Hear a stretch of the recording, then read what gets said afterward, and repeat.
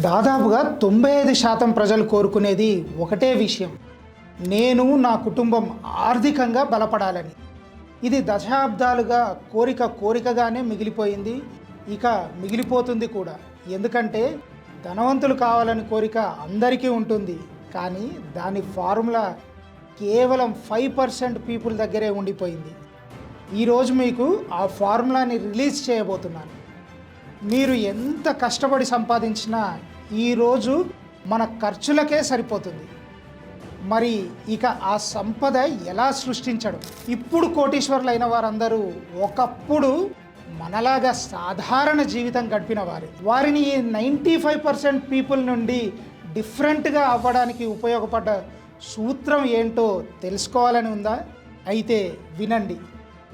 వారు కేవలం కష్టపడడం నేర్చుకోలేదు, వాళ్ళు కష్టపడి సంపాదించిన ధనాన్ని కొంత భాగం ఇన్వెస్ట్ చేయడం కూడా నేర్చుకున్నారు. ఇన్ఫ్యాక్ట్ కరెక్ట్గా చెప్పాలి అనంటే వారు నిద్రపోయినా, పని చేస్తున్నా లేదా రెస్ట్ మోడ్లో ఉన్న నిరంతరం వారి సంపద పెరిగేలా చూసుకున్నారు.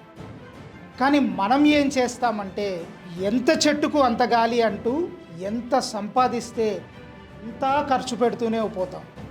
అవసరమైతే డాబులకు, షోకులకు లేదా ఈగోలకు కూడా వెళ్ళి అప్పులు చేసి కూడా ఖర్చు పెడుతూ ఉంటాం.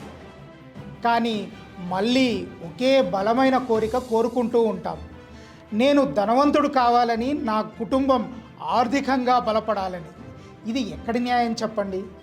సంపాదించిన డబ్బుని ఖర్చు పెడుతూ, ఇన్వెస్ట్మెంట్లకు దూరంగా ఉంటూ, పైగా వీలైనన్ని అప్పులు చేస్తూ, సమయాన్ని కూడా వృధా చేస్తూ నేను ధనవంతుణ్ణి కావాలి అనుకోవడం కరెక్టేనా?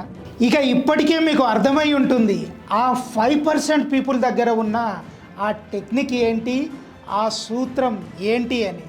అవునండి, సంపద సృష్టించుకునే ఫైనాన్షియల్ ఫ్రీడమ్ని అందుకున్న ప్రతి ఒక్కరు కూడా అవకాశాలను అర్థం చేసుకొని సరైన టైంలో వారి సంపదలో అధిక భాగాన్ని ఇన్వెస్ట్మెంట్ చేస్తూ వెళ్ళిన వారే. అందులోనూ భూమిని నమ్మి భూమిపై ఇన్వెస్ట్మెంట్ చేసిన వారు ఆ 5% జాబితాలో ఉన్నారు.